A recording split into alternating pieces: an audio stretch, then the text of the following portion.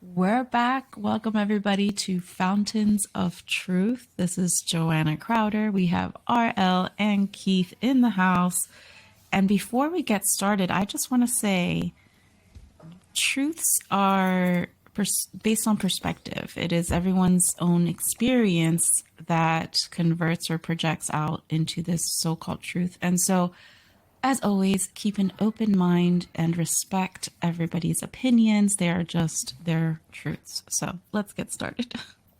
What's up, everyone? What's up? That was a real succinct way of saying I can't believe we're not canceled yet, basically. Oh, that should have been like first episode, right out the gate. I felt like I was back in high school and the teacher is talking about something that specifically happened, but they can't call anybody out, but they're calling them out. No, not at all. That's what I felt like. Yeah. It's subjective, and I think we all have our own, different experiences and therefore different truths that all share a common denominator. It's just different perspectives. So we share our different perspectives, and ultimately it's, same truth, different sides of it. So I'm really interested to see people's reviews of our show on Apple Podcasts, because that's when we'll see the truth from the perspective of the audience. That's what I'm ready for. But hey, we're here. We do what we do. You know what I'm saying? We're not going to hold anything back, and that's what makes this show what it is. Let's do it. Today we're going to talk about. Let's talk about sex. Yeah, you're the only person that can say that line. I know, right? I was dipping my toe in that pond. Let's talk about sex, baby. Let's talk about sex. So we're going to get into the deep, deep, deep layers of sex. That's funny. We are going to three deeps because there's three of us here. Deep. So we're going to each give our depthness of what sex is and like our perspective on sex. What is sex to you? What is sex to you? And what is sex to me? And let's try to find a common denominator here, I think it'd be funny. Like, the first thing that popped in my head when you were saying deep, deep, deep was like somebody listening to this podcast and like taking a shot for every sexual innuendo that we use throughout. Oh, here's another one, because what I thought about? I was like, so deep, put a butt to sleep. That's the first thing I thought of. Go ahead, shout out Ice Cube. That would be a fun game. All right. Let's put that in our back pocket for next time when we want to listen to this. That's awesome. So, RL, what is sex to you? Oh man, I always call sex the ultimate energy exchange, because of how powerful it is. I talk to a lot of people that find themselves in relationship situations that they don't want to be in, or unhappy in their current relationship or in a toxic relationship. And sex is a huge part of that, you know what I mean? Because you're making that choice, and a lot of people don't put enough value on it, in my opinion. And I'm not going to go too deep into that just right now, but just as far as what I think sex is, I think it's that powerful, that you need to think about who you decide to share your energy with sexually, because it has intense ramifications, not just in the moment, but energetically, emotionally, mental, the whole gamut. So to me, that's what sex is. What about you? Yeah, I like to call it sacred energy exchange. That's SEX for me. Nice little acronym. That's a sacred. T-shirt. It's sacred and sacred in so many ways, and at the same time powerful, like you said, enough to create worlds. And that's huge. Yeah. Like, if you just stop and think about that. I mean, it's powerful enough to create an entire world, a whole being that has its own perspectives, its own world. That's huge. Shit, what is it to you? Sex has started wars, you know what I'm saying? That's how powerful sex is. But go ahead. I died. Yeah, and I think, I mean, that's kind of where I was going to go with it, is that, we all know what the act is. I mean, it's two genitals. It's genitalia involved, right? Since anybody can do this. The physical aspect, yes. Yeah, right. That's what the physical aspect is, right? And I forgot what I was going to say. This happens to me so much. What is sex to you? I know. But what were you saying, RL, man? You were talking about the energy exchange. The last thing you said is what triggered me to. It's powerful. Yeah, it's Power, powerful. yeah. I mean, I mean, it started wars. There's been wars over sex. You know what I'm saying? Like that's Yeah, so how it's like powerful. the other aspect of it is the drive, right? Like that's because you know we did anybody teach you how to have sex? Anybody teach me how to have sex? I mean, I ran some Kama Sutra books and shit, and Right, tried to right. read up on it because that's what I do. But you learn as you go. Like nobody taught you how to have sex. It's a basic conception of in and out if that's how you roll or rub whatever. But at the end of the day, it's genitalia. But the drive, man, the drive. Like where does that drive come from? That like that to me, that sex drive, that drive to fulfill that urge, to fulfill that need that is so powerful that motherfuckers have died millions upon millions because of somebody choosing to cross a boundary or to insert himself into a situation.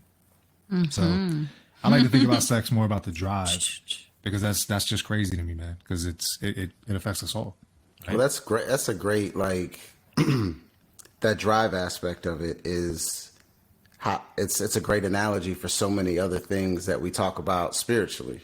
You know what I mean? Like a lot of times we talk about you gotta love the journey before the destination, and the act of sex is technically the destination.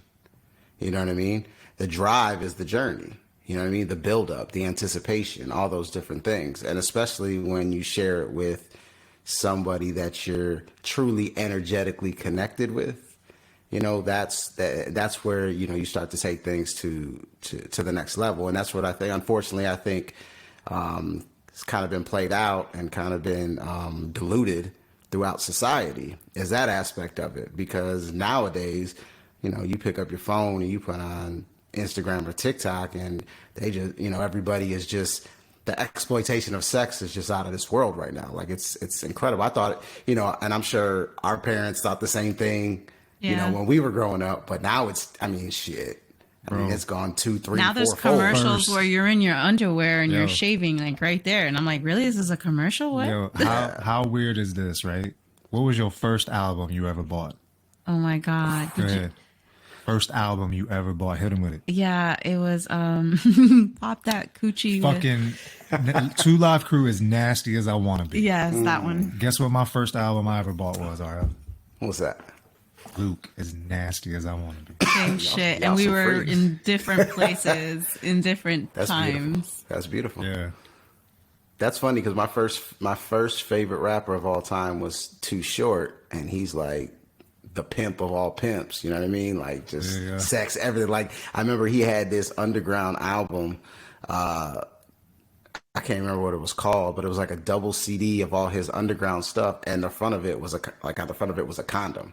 And I remember I was like, I don't know, 13 or 14 years old, and that was like just so cool to me. You know what I'm saying? But See, but I think during our time, it's like you had to go like find this stuff. Like you had to look between the lines, literally. Bro, I remember being so excited to turn 18 because I get to go to the porn store. I remember that. Like that was a thing. You know what I mean? So it has this rebellious side of, you know, ooh, this is a bad thing and this is a secret thing. But I think now it's so accessible and so in our faces that kids have grown up with this in their face thinking this is normal. And then what does that really mean when it comes to a relationship and the value on the female or the male, whichever, you know, the value of that intimacy, the value of that relationship when it's diluted with the illusion of this fake fantasy world that is now, you know, porn world that you can get for free. And everything that you can get for free in this world is meant to distract you from the truth of the matter, which is the sacred part of it, which is so much deeper than any of that when we get to it later, when we go deep into it. Yeah, I think it's interesting, right? Like it's so godlike because you're given this drive, right? This animalistic drive to fuck, right? But if you're Yeah. truly doing it right, you're not supposed to fuck. You're supposed to want to, but you're not supposed to fuck. You're supposed to not basically fuck, but don't come. Right? Don't do that, but don't come. So it's like the drive is created, but you're not supposed to come. So it's like, that's so godlike to me, man. At this point, everybody's going, "What? What do you mean you're not supposed to come? What? Yeah, right. You're crazy. Right, You're yeah, stupid." explain. Like from a white tantric standpoint, like basically what we're talking about is black and white duality. That's what's so godlike about it is the dualistic nature of it. Black tantra, fucking, right? Two Live Crew, porn shops, whatever. Black. White tantra, spiritual, loving, soft, compassionate. Still passion, right? But a different, not a passion directed towards animalistic nature, a passion directed towards spirit, right?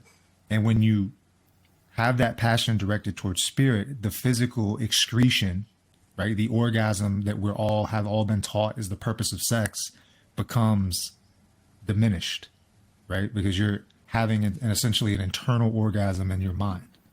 And I personally never experienced it, working on it, right? But that's what I mean. It's like becoming vegan. Baby steps. Baby steps. It does take transformation of the mind to even begin to think about going in that direction, because it doesn't make any sense until you start seeing the physiological and anatomical and the spiritual sense of it, and how it actually helps with enlightenment and the whole Kundalini awakening, etc., and how it's written between the lines in the Bible everywhere. I mean, it's part of the 7 deadly sins, etc., and how this blocks you from being able to reach this place of everlasting life, which is really scientific, actually. So once you start understanding that, then you're like, okay, wait a minute, I want all this stuff that comes with it, because I want to, experience this stuff. And you start messing around with it and you start going, okay, there's something to this. So go ahead. Well, what has to be activated in order for this to happen, right? Your pineal. What's your pineal also called? Your third eye, right? Right. So you've probably heard the saying, right? Like if you masturbate, you're gonna go blind. Where'd that come from? It's not true. You're not literally. Nobody's going blind from beating off, right? Right. But you go blind in the mind, in the pineal, right? Interesting. Because they're wasting their seed. And so that basically tying that back to a biblical sense, because that's what I do. There's a part where they talk about the 10 virgins. There's 5 that had oil and 5 that didn't. And everybody talks about this oil and this lamp and lighting the lamp and lighting the lamp. And do you have oil? And do you have oil? But do you actually know where this oil comes from? And so that, oil is an anointment, which is a chrism. And that chrism is part of, this is chrism, Christ oil, whatever you want to call it, is part of that secretion. And so it's in retaining that you are able to raise the chrism, able to raise the Christ. And that's huge when you start understanding that on a spiritual level. So, of course, these are baby steps.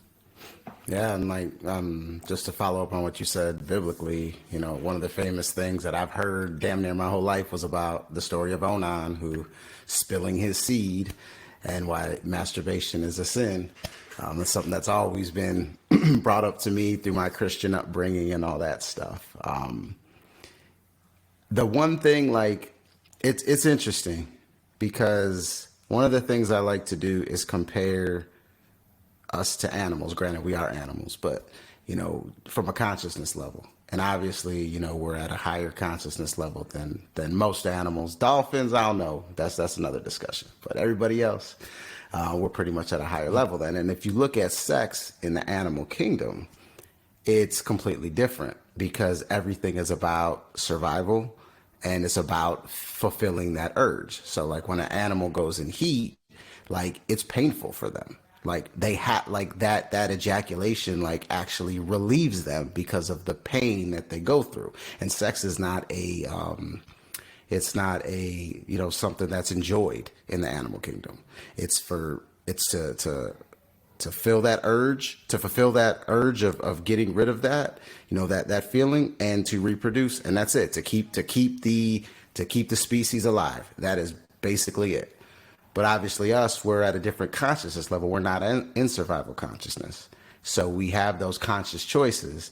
And if you look at the landscape of society and how we look and how we actually practice it, it shows that we do not look at it as something sacred. We do not look at it for what it truly is. I mean, we're talking about an act that breeds life. You know what I mean? Like, there's no act on earth that's more powerful than that.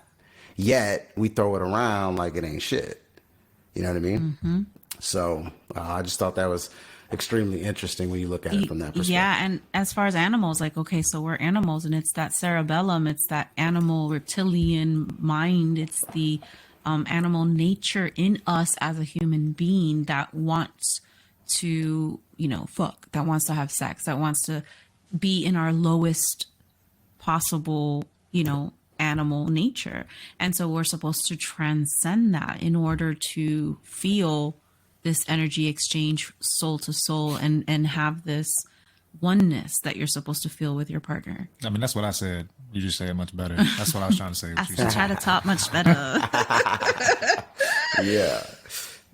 That's the kicker though. Like, the animalistic aspects of us. I mean, and if you look at porn, and what does porn teach us?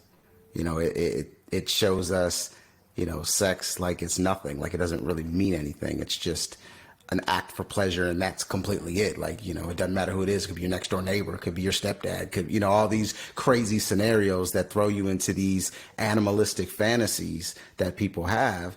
And what are we talking about? We're talking about the most profitable business maybe on earth, if you think about it. You know what I mean? Like, when you think about the internet is what it is because of porn.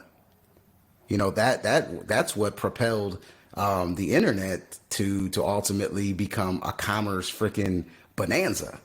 You know what I'm saying? So you look at it from that aspect, and you start to add all these things up, and you start to realize that, like, this is another tool that the societal powers use to separate us from our true selves.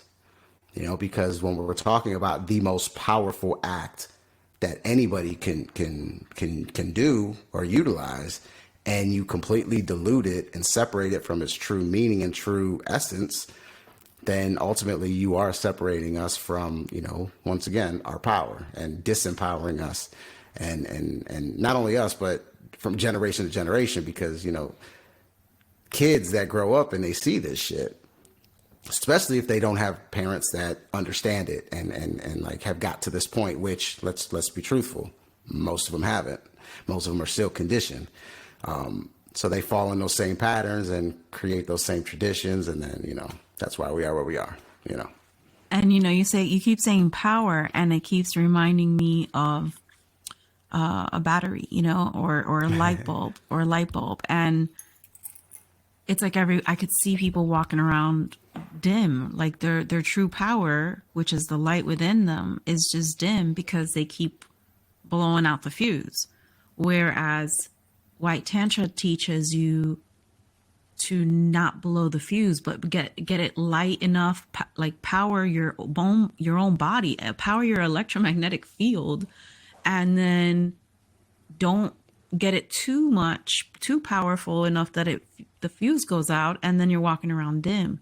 So it's like you harness that power, you harness that light, and you're walking around with that light. That's where the word charisma comes from. It's the chrism. It's because you're harnessing that chrism and you're retaining your oil, which astrologically matches up with the moon. That sounds stupid. That's dumb ass shit, right? People say that when they don't understand. It's like, that's stupid when they don't get it, but man, when you get it, it's like, damn. Yeah. And that's, a lot of times when I get in relationship discussions with people, some people get irritated because, like, sometimes I will speak. I mean, I shouldn't say sometimes.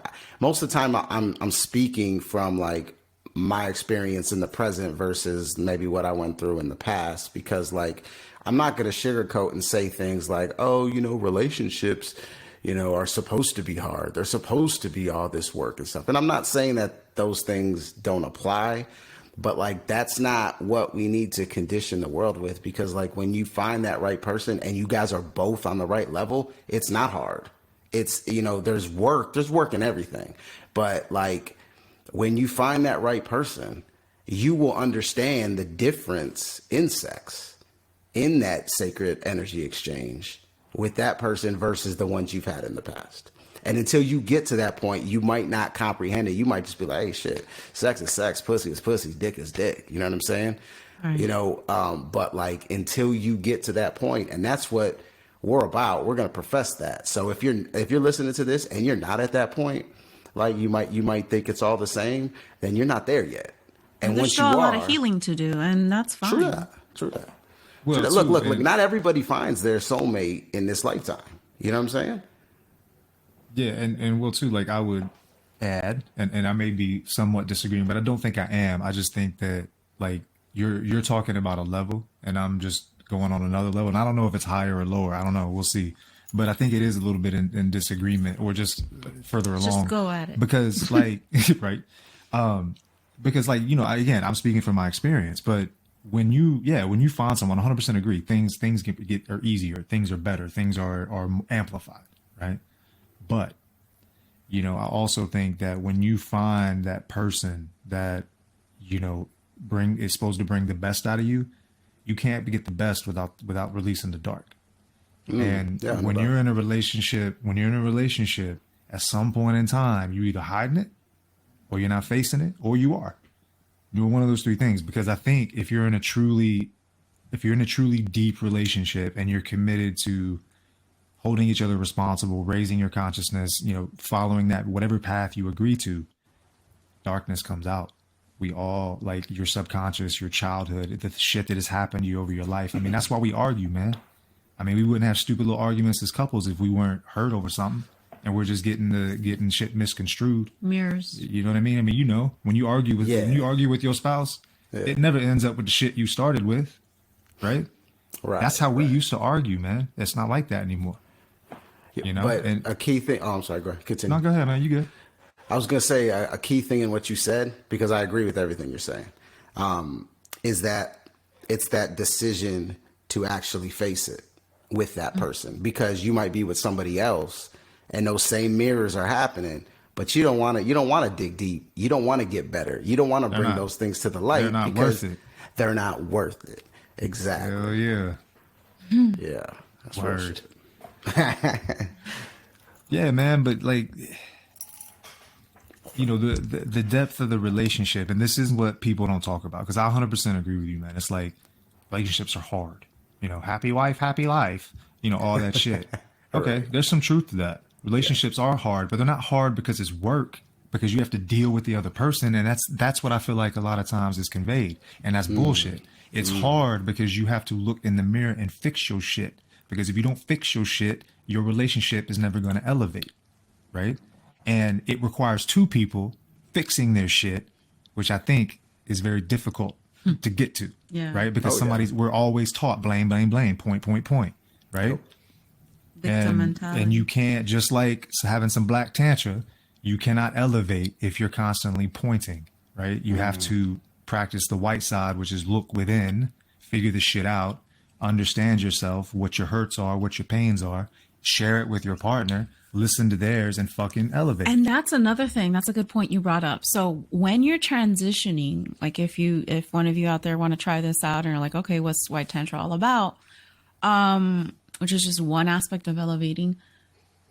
To transition, just like I said, going from a meat eater to vegan, like things are going to come up that have you questioning your self-worth, that have you questioning your trust, that have you questioning a lot of stuff. So like all that darkness or all the things that you've held deep inside, as soon as you decide, okay, let's try to like have sex, but not come. Oh my God, because now you're looking at this totally different. And if that's not the final destination, what are we doing? What am I good for? You know, like it's like driving around in a car and I don't know where the fuck it's like I'm saying shit. Like, did I not please him? Because there's no ending. Like, it's like when you got that baby and you're trying to get him to go to sleep and you get in the car and go around the neighborhood, but you don't know when to come back. So you just keep driving. Should we go? Is it safe? Should we stop? I don't know. And so that not knowing when to finish, it's like your whole concept of how to have sex and then the final end goal is like you have to rewire it, and it's no longer about that. It's more of a dance. It's more of a we're just gonna dance, and then when the song's over, we're going to stop dancing. Okay, And that's that's I gotta it, you know. I gotta jump in here because like you guys are obviously further along in this than I am. Like me and the Queen, we've talked about it. We definitely want to get in on this and learn more about it. But when you bring up the mentality, because like for a man, and I know I'm speaking to 99.9% of the men listening to this, like Oh yeah. our entire purpose, the way we've been just raised and learned and I guess indoctrinated is that Yeah. like the whole goal is to please the woman. Like I need to do whatever I gotta do, you know what I'm saying, to please my woman. You know what I'm saying? But And you it's please in so many ways that don't have to have that end result. but that's not how society looks at sex. Of course not. You know what I'm Right. saying? That's You why I know, said and rewire. And right, it's been exactly. pontificated by pornography.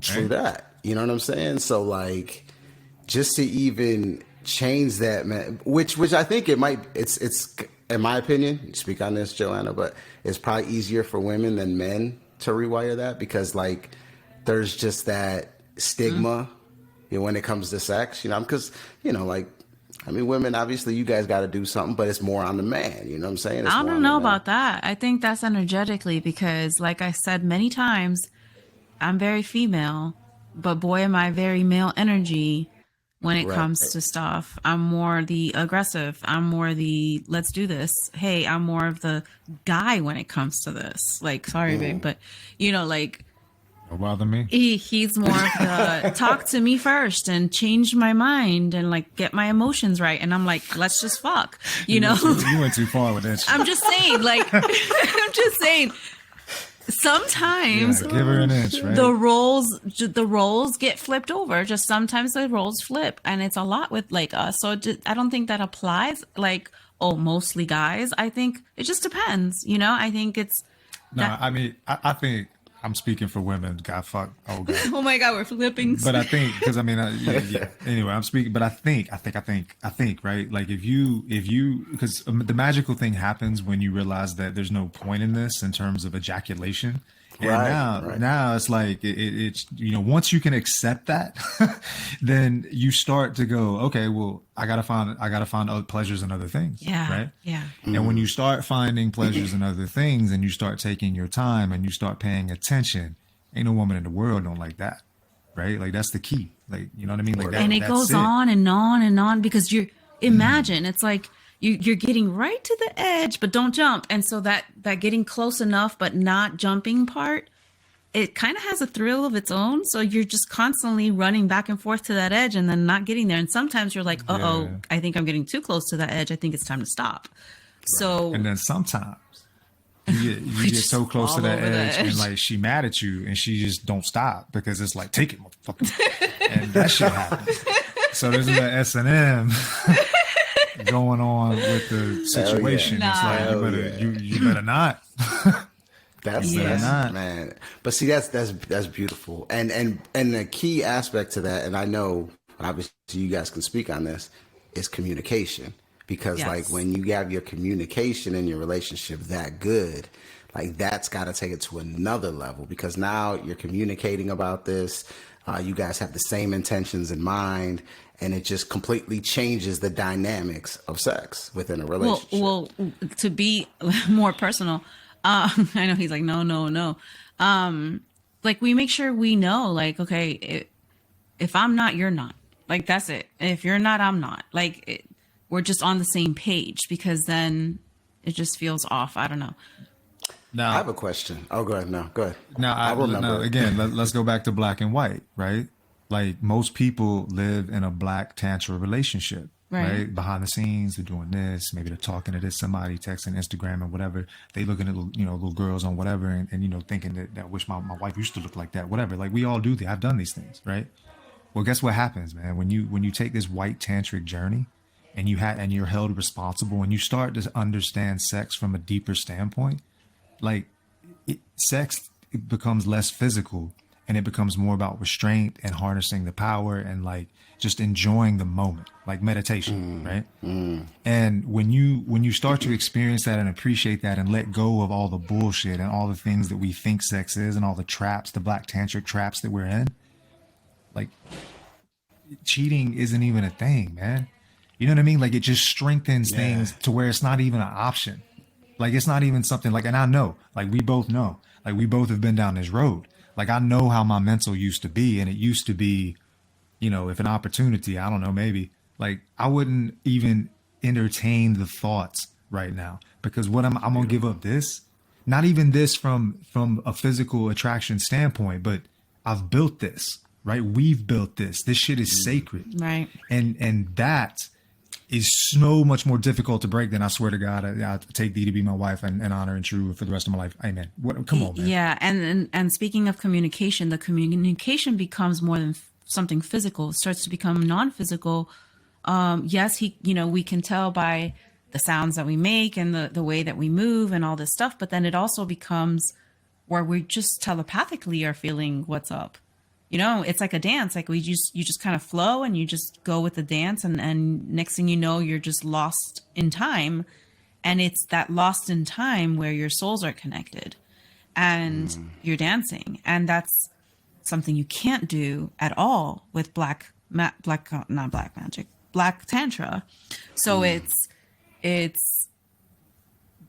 the part that's worth it. You know what I'm saying? That's something you cannot do by just experiencing one side of that coin, because it is one side of the coin. There's black and there's white.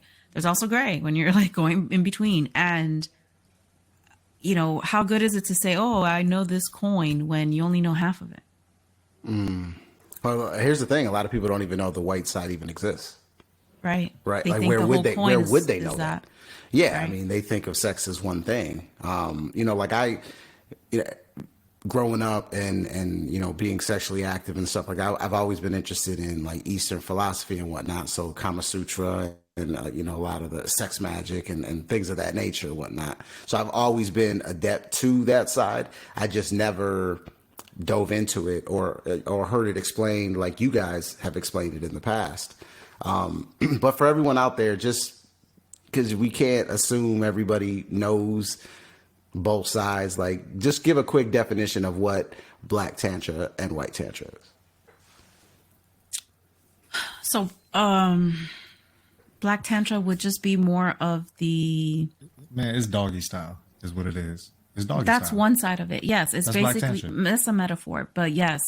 And yes, in both ways, because the chakras don't align, etc. But it's the animalistic, I just want to get my whatever off and please myself. And you could say please the other person, but ultimately it's period. It's for that. It's for the final destination It's for climax. Not the journey. Physical Right. climax. Right. It's always like the end result versus, right, the journey. So this flips it into, and that's basically when you release and you release, you have an ejaculation, and then, you orgasm. And then, well, no, there's an ejaculation and orgasm, so it's a different story. So, white tantra would be like the dance, the journey, you're still having sex, but now you are pouring into each other's cup because you have been doing the work. You've poured enough water in your own cup and now it's overflowing. So now you want to share that love with others, your emotions with others. So you're now sharing your emotions, you're sharing your mind, and you're sharing your soul. And that's something that's very hard to do when you're just concentrating on the physical. So this takes it from sex that's in the physical, black tantra, to now non-physical sex, which is more of that sacred energy exchange. Damn. You got motherfuckers listening to this, writing notes and shit. All right, I need to do this. You know what I'm saying? No, and the thing is that it makes it, how do I explain this? Think of getting teased, right? And how waiting, it builds up. and how it builds and builds and builds. But then imagine it always building. You feel me? Like it's always building. Like, and you're like, oh my God, it's like almost there. But then, nah. And then she keeps on teasing and she keeps on teasing. That's what this is like. because it's like we don't have an end, so And there's we're a just literal, constantly like attracted and constantly like wanting more because we're never gonna like get to the end. yeah, like there's a literal almost gravitation that you feel. It's that magnetism. Like the longer you go, the more it's like, Yeah, you know, and it's yeah, it pulls it's you cool, together. man. But that's the like, That's interesting because no, continue, bro. no, I keep interrupting you, man. It's you. Go ahead. No, it's interesting because like if you think about it, like you guys have been together for what, 20 years, 20 something years? 25, 26. That's 26. 26. Damn, that's beautiful. All right. So yeah, like okay, so you guys can obviously speak to like obviously you guys are extremely attracted to each other and whatnot. But after a while, like, yeah, I've seen her, he's seen me, you know what I'm saying? The luster kind of, it kind of dissipates a little bit. But when you're talking about the teasing aspect, that probably brings that back up because you're constantly probably like, you guys are probably cooking dinner and eating dinner and your mind is like, Yes. oh, your mind is completely somewhere else because you're still in that tease mode, still in that Yes. anticipation mode Yes. versus that, okay, we just came and now, you know how you go through that energy drain and then And that's exactly what happens physically. It's you're drained from that light. You are drained from that energy. That energy is now like you have burnt the fuse, and that's why you are drained.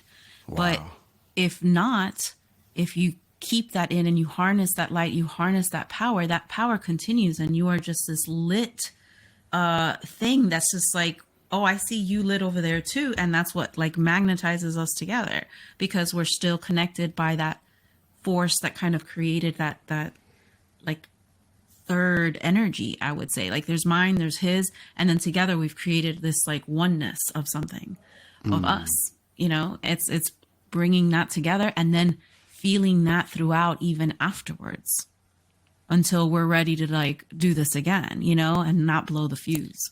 I'm like, man, you over 35 and you thinking about Viagra? Try this. You won't need Viagra. I promise you. You just won't. It's a natural Viagra. And the Viagra is because people have just overused their stuff, their neck. Yeah. That's some real deep shit. I love it. I love that. Damn. I hope everybody out there taking notes.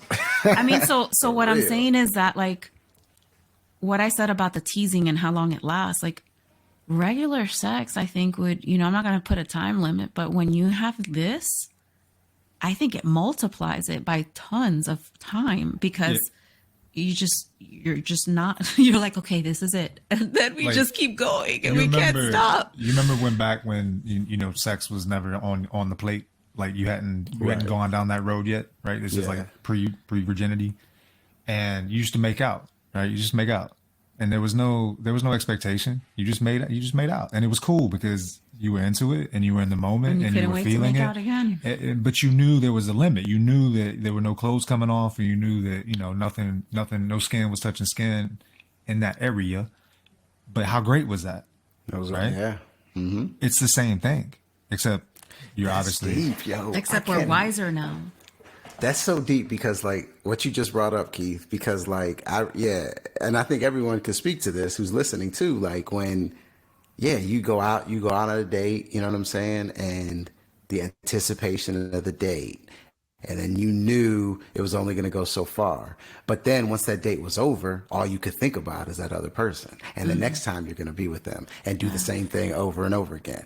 But once sex came in the picture, it changed. The whole dynamic changed. Yes. And it's crazy because like we just think of it, okay, that's just relationships. How many times have you heard, oh, we're married, we don't, that's why we don't have sex. Once you're married, you stop having sex. You know what I'm saying? And let me say why now, okay? And you said this in the beginning, but now that we're deeper, we can talk about it. That was too deep. That don't put a butt to sleep. No, we still got the third one. The third one is coming. So you like Betsy heard us. This thing about each other, like we begin to get into feeling what the other person's feeling. So if the husband is stressed out or working too much or whatever, or feeling all of these horrible feelings or going through a lot of his own shadow work and you have sex, you're also going to start feeling those feelings and not understand why. And a lot of these young people now, or everybody really, that's just going from one to the other, then all of a sudden doesn't feel the same because now you have some of them. I mean, you're sharing saliva, you are sharing juices, you are sharing all of this stuff that is the DNA of the other person, and you think that now you're not going to have you're not going to feel what they feel, you're not going to all of this. So people walk around feeling a little bit depressed, feeling a little bit anxious, and it's not even theirs, it's the person there. So you got to be at a state where you're like, all right, I can hold space for you if you're, because I honestly think that sometimes, like, I think, okay, he's in a bad mood, and if we have sex, I'm going to feel this way. So I have to purposely and intentionally hold space while we have sex for whatever feelings he has that I know I'm going to feel, and then just feel through them. And then it's actually healing. And this is why they say couples that, do this actually heal together, because we're like transmuting. This is like alchemy. I mean, we're transmuting emotions, we're transmuting all of this, and so we're healing and connecting these energy centers to ultimately have a stronger connection with one, than with the all. That's some real shit. That's some like real an shit. Antenna. Yeah. That's where that energy exchange, because I know there's so many times, kind of in the same vein that you're speaking, just in the opposite dynamic of, like, the queen will be having a bad day or in a bad mood or something, and I'll know it, and I know that my light is shining, I'm in a great mood, I'm feeling good, and I want to give her that. And I know that through sex, I can do that. You know what I'm saying? And that's just looking at sex in a completely different light, versus I just need to get one off and go to sleep because I'm tired. You know what I'm saying? Okay, well, imagine just rubbing all over her like a massage from head to toe, softly, with no end goal. How good would it feel for her throughout that entire? That is the pleasure. No. That entire, from beginning to end, is the pleasure. And that's what this is like. That's what having sex beautiful. As white tantra is like. It's like you're just constantly feeling that. That's beautiful. That is beautiful. So does that mean you want to try it? You going to try it? Or what's stopping you actually from going, from just trying it? 100%. I'll be 100 with y'all. It's literally out of sight, out of mind. I just now that we've talked about it in length again, I'm definitely we're definitely gonna get it going, because we've talked about it. We both want to do it. It's just really come down to circumstance, honestly, because how people, people get bogged down just by everyday life stuff that they just don't start something new. And this would be something new, obviously. But we're all the way in. So I venture to say maybe by episode 8, I'll have some stories to tell.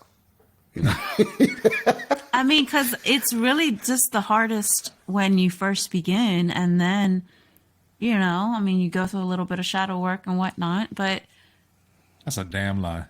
What? Man, that shit takes months. Oh, word. You think yeah. Oh, yeah. That's what I'm saying. Months. I know, like, we've been, maybe, I don't know, 2 years or so. And, I mean, we go gray sometimes, and it's cool. We talk about that's what I was about to ask. Okay. Yeah, so we feel bad. Okay. So here's the thing. Then we feel bad. And it's like, oh, there goes Christ, It feels awful. But basically, we also have to not be feeling guilty, because that's just not good for you to just feel guilt. So in a way, it's kind of giving yourself grace, because it's like we all fall short. We all, can't be perfect at all times. We're striving to be that way, but we are in the process. Therefore, we know we're going to fall short. We know we're going to, temptation is going to get to us at some point, but it's understanding that and going, okay, let's try again next time. Because then if not, then we get really stuck in, like he said, feeling like, what's the point of this? I don't even want to do it anymore. And that happens. I mean, you're going to feel that way. You're going to feel a lot of things. Yeah. Yeah, I mean that's very similar to like kind of how I approach eating and diet. You know what I'm saying? Yeah, sometimes I'm gonna eat some cooked food, but I understand the true essence of food and what's been given to us by the creator and whatnot and what we're supposed to be eating. So you guys understand what sex is supposed to be. And yeah, Right. you know what I'm saying, you divulge into the gray areas sometimes, but you always come back because you know what the truth is. You know what I'm saying? Right, right. So that's And you know, here's the thing. You have, for those that are probably wondering, you have a cycle. You have this seed that is born in you every single yeah, month. break that shit down. Break that shit So down. every single month, you have the chance of raising the chrism, of raising the Christ that is born within you. So it's born in the manger, which is in the solar plexus. So it's literally in the spleen that it is born. And the energy of this energy that you have accumulated, this oil, then pushes, or it goes through the sacral pump, which then pushes it up your cerebral spinal fluid. Can you hit a pause real quick? Yes. Just I want to say, what are the hips? They're a cradle. For what? You name it. Right? For what? It holds the. That's what holds the baby. That's what holds your intestines. It's what holds the torso. It's the cradle. The hips are the cradle. Right. Nice. So it goes up the cerebral spinal fluid and gets crucified, as in it amplifies in energy when it crosses over to Golgotha, which is your skull. Calvary, it's your skull. So once it reaches up there and it passes through, and this is why it's important to work through your energy centers, because if not, it'll just go back down. But the whole point is that to get it to go all the way up so that it hits your pineal gland, and then it just basically all these dormant DNA, the dormant DNA begins to help me, babe. It helps. It just comes back. It comes to life. It's like your connection then is now open to this universal cosmic intelligence, and you have this And what- renewal of life. And what number is it amplified to? 144,000. Say what? Yeah. So How many? So that's what it gets. Yeah, because you multiply it by 1,000. Oh, so 144,000 people aren't going to go to heaven when God comes back? That's not what that means? So in order to reach heaven, the head, you are supposed to amplify this and then save yourself, because you're So- raising your chrism. That is the whole point. We just lost every Jehovah Witness listener we ever had right there. So, And I hope some of them actually understand that this is deeper, and Word and up. hopefully start seeing the connections between our soul inside and the soul in the sky. yeah, so like Right. back to the whole sex white tantric conversation. It works much in the same way. The power of Withholding? withholding, that's not a word, but that's cool when it works. The power of withholding amplifies at each level, Yeah. right? It amplifies. Now, the minute you give up, the minute you release, you go back to zero. Just like in Mario Brothers, man. We always joke that Mario Brothers is like sex. It's a journey of sex. You got to get to the king and get to queen, because then you get to have sex, right? It's levels. It's level 1 through 9. And you just got to go through and you got to beat every level. And if not, if you die, you start back over. And Yeah. it's cool. Oh, so back to what I was saying. So this happens every single month. Okay. I got lost in the physical part of it, in the anatomy, but it happens every single month. And here's where I'm going to lose everybody else. Ready? When the moon is in your sun sign. They're like, what? Astrology? Yep. Yes. So just like the moon influences the waves and the ocean and the water, and we are 75% water, the moon is what basically it's ruled by the pituitary, the sun by the pineal. And so this has a lot to do with the sun and the moon. It's the bridegroom, which is the pineal and the pituitary. And once that happens, what happens? You create life. So you create this new mind for yourself, this new life. So this happens every month. And what that means is, for example, my sun sign is Leo. When the moon is in Leo, which will be this Thursday, that's when the seed is born. So you have 2.5 to 3 days, which is that time that the moon is in that sign, for this to happen. Now remember, Jesus was in the tomb for About 2.5, 3 days. 2.5, 3 days, Yeah, right? so- Before, all the renewal. And so these 2.5 days are very sacred. And those are the days where you do not want to have sex. You do not want to, come. You do not want to be eating acid, any type of acidity. You want to be alkaline. You want to be kind, loving, all these things that are basically the 7 virtues in order for this oil, this Christ to rise. And it's simple as that, but yet we fail every single month because of something. And so each month we have another opportunity, and we have an opportunity by building the oil, which is done through meditation. So the more you meditate, the more you hold it in, the more oil you are having for this, internal lamp. And so when this seed is born, if there is enough oil in the lamp, guess what? It's going to go see the Father. And so it's very tied into everything, theologically, philosophically, anatomically, you name it. Well, and I can tell you, like, as a dude, like, there ain't no weak prostate if you practicing this shit. You know what I mean? That motherfucker, Yeah. tight, strong. And let me tell you, self-control, just the fact that he can stop, it's sexy. Because then it shows that you have control over your emotions and you have control over yourself. And that's just sexy. Period. Because, who wants a weak bitch that's just going to not have any control and just, oh, look, you're a 10-second dude. You know what I'm saying? Like, nobody likes that, right? But imagine if you can, That's what Missy Elliott said. control She don't it. want no 1 minute, man. That's what she said. So, keeping it real. Wow. This was awesome. I love this. Yes. Just give it a try one time, see how it works. And then from there, try 7 days, and then put a goal. I know we tried once to go, was it like 3 months or 60 days or something? Well, and I think, man, it's like, that's the part of the journey that you have to experience yourself, right? Like, right. I don't personally think counting the days works, but it may work in the early stages because it gives motivation. For motivation and a goal. It's a mindset shift, and you're not going to understand the mindset shift until you uncover the mindset shift, right? It's just a part of the process. We can talk about it all day, every day, but until you experience it and try it and have the discipline to, do it for a week or do it for a month or do it for 6 months or 15 years, whatever, like, you just gotta walk it. And again, like, we started this shit off with, I was talking about God, right? And how crazy God is with this whole, like, duality thing. And this is it, man. It's the end all be all. It's like, by not giving in to the short-term goal, the short-term pleasure, with holding in the urge to gain that pleasure, you gain ultimate pleasure eventually, right?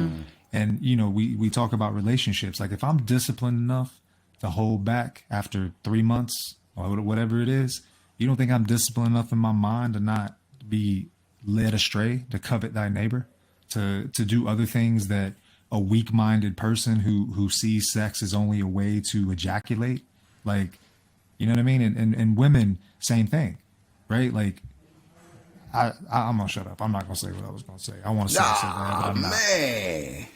No, I think we should have a part 2 when RL has already practiced this and has something to share about his experience. Well, maybe that? maybe we talk about this in another episode, but I'll abbreviate what I was gonna say. Like, women are the end all be all. They're the end all fucking be all. They are the ones that have the power to change the fucking world and to make a fucking difference. And y'all motherfuckers need to come together and figure this shit out and keep your pussy sacred, because we ain't strong enough to do it. We're not. Word. History has proven that. Yeah. The whole fucking world has been fucked up because men and sex. And we talked about the transgender episode, right? Like, have you ever seen, are women trying to go into men's locker rooms? Is that shit happening? This is not that. So that's not that episode though. So no, but it's my point is it's the Trojan horse, right? Like, men. Oh, to dilute the power of the female woman. Men are trying to dress up as women and access women's spaces when that shit should be sacred, right? Period. Yeah.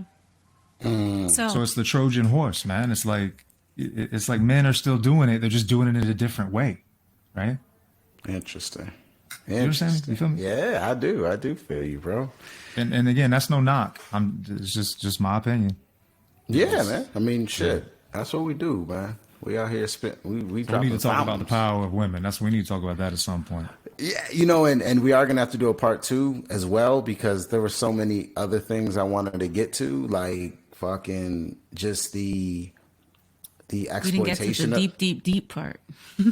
right. Just so, I mean, look, shit, we could talk about sex for 20 episodes, to be honest. I mean, the exploitation of sex, like where it comes from, where it stems from, the patriarchy aspect of it.